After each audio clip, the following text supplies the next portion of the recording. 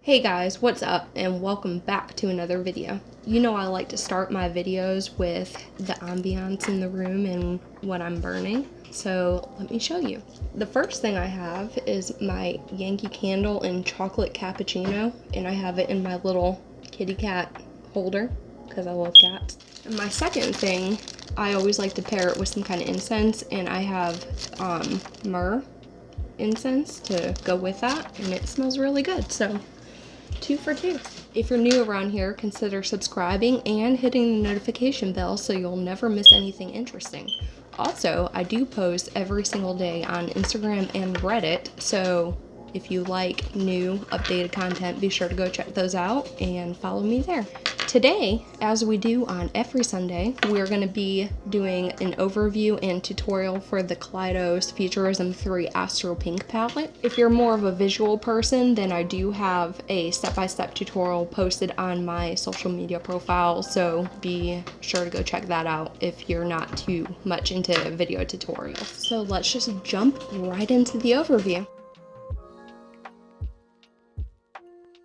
Alright, so here's the palette. This palette costs $24 or $4 per shade. So it's right alongside the pricing of all the other Kaleidos mini palettes like this. Inside, you'll find that the shade names are on the separate insert, which is kind of annoying, but that's just how it is. Inside, you'll find 6 shades with 4 different formulas. You have matte, sequin, metallic, and a duochrome in here. And I do like the nice range of light to dark in this palette. They do a really good job of accomplishing that. The mattes in this palette are very blendable and saturated. The black is the sequin shade. As you can see, the little glitters in it when I go like this, and it can be used 2 ways. If you use a fluffy blender brush, you can use it as a matte shadow. You're not going to be able to see any of the sparkles in it if you use a fluffy brush, but if you use a shadow packing brush, you can pack this on the lid and the diamond sparkles will show up on your lid. The metallic is this purple right here, and this is a very lustrous shade,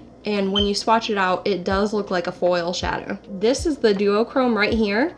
It is a blue to purple, and I did have a little bit of trouble working with the shade. It is quite sheer, and the base is a metallic. It does have kind of a gritty texture, kind of like a pressed glitter. So it does take a little bit of working with, but you can get it to build up to a very pretty shade. This palette is vegan and cruelty free, and I did just want to mention that contrary to popular belief, that animal testing on made in or imported cosmetics is no longer a requirement in China.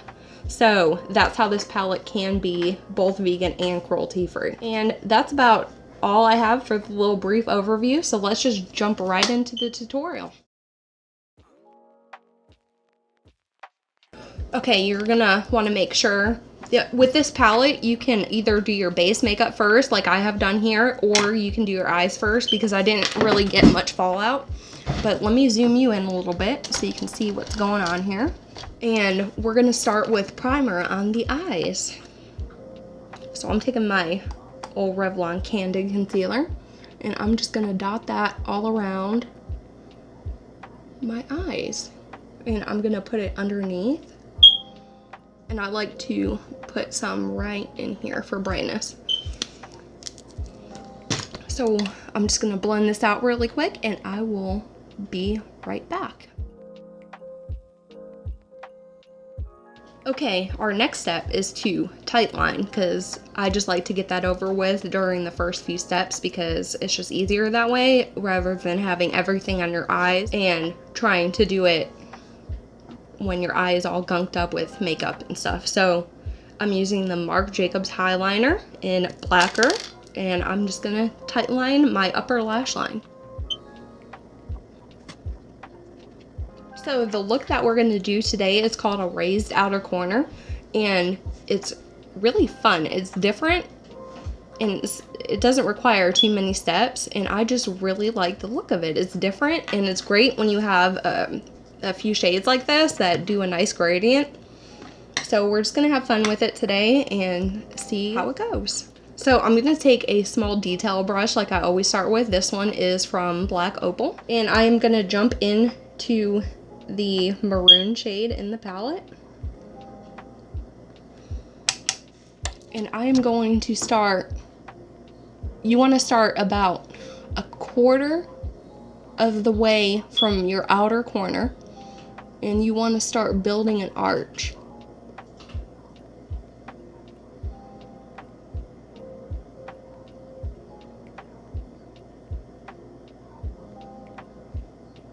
Connect it to your outer corner.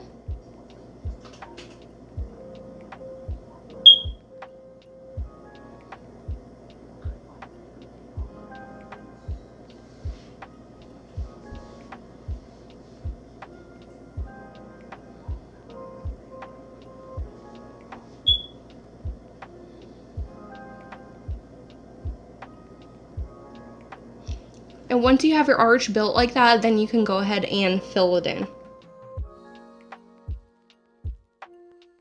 The next step is to take a fluffy brush, and you're gonna kind of go around the edges of that arch and just kind of blend, give it just a dusting of a blend, just to kind of get it ready for the next shade that we're gonna put over it.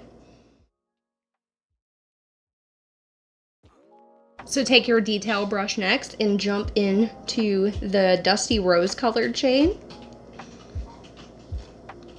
And you're gonna put that on the harsh line that you created with the maroon shade.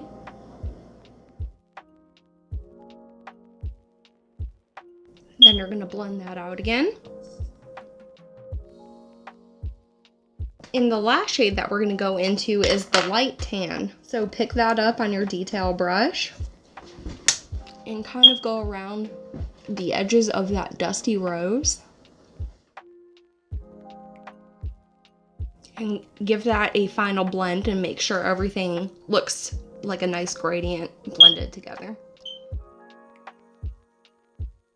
All right, now we have the outer corner built up, and we're going to start doing the inside shadows. This is where the color comes in, so let's have some fun with that. We're going to take the duochrome blue and take your detail brush and build it up on the brush. And you're going to start at the top of where that dusty rose is and draw a line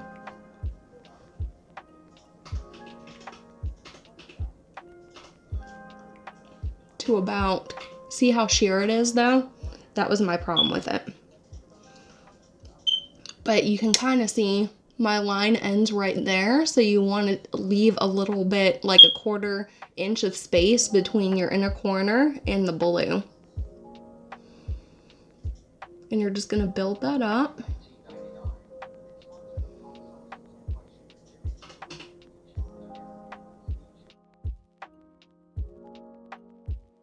Now the next shade we're gonna hop into for the inner part is the metallic purple. And this shade picks up really well on a brush, so you don't need so much of it, so be careful. And you're going to continue that line and fill in the inner part of the lid. Now you're gonna have a harsh line between the blue and the purple, so I like to take a little bit of blue on my brush and kind of coerce that line to blend a little bit. So I take the blue and go like that, and it blends just fine. And then I take a little bit of the purple and let the purple shine a little bit on top of that line as well. You just want to do that so it doesn't look like you put two distinct shadows on your lid, just so it looks like you're transitioning from one color to the next seamlessly. So now we're going to work on the lower lash line, but first I like to do inner waterline color. Oh, I forgot to color in my mold today. Let's do that.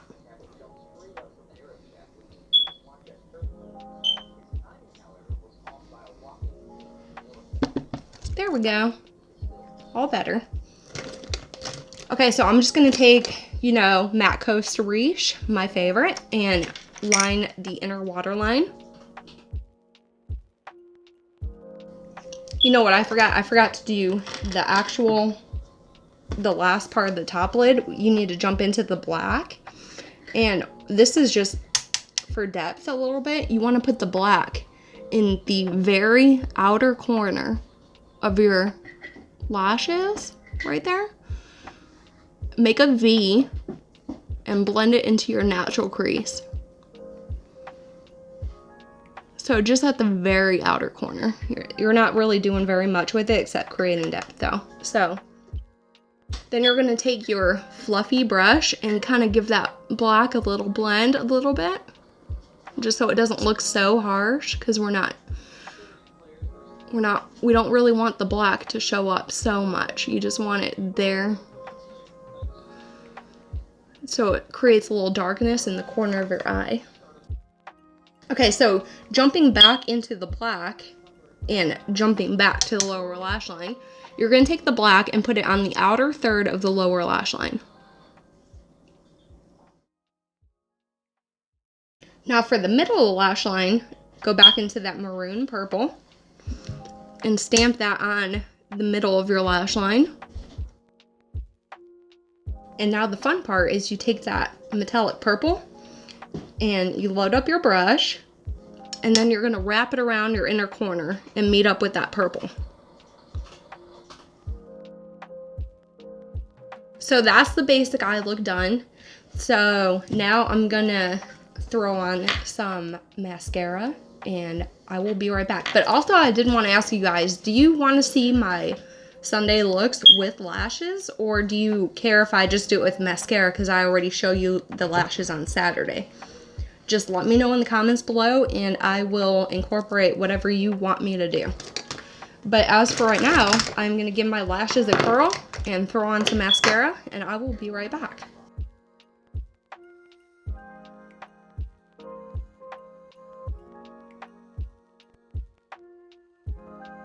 So mascara is done, and here is the final look. Let's take a closer look at it.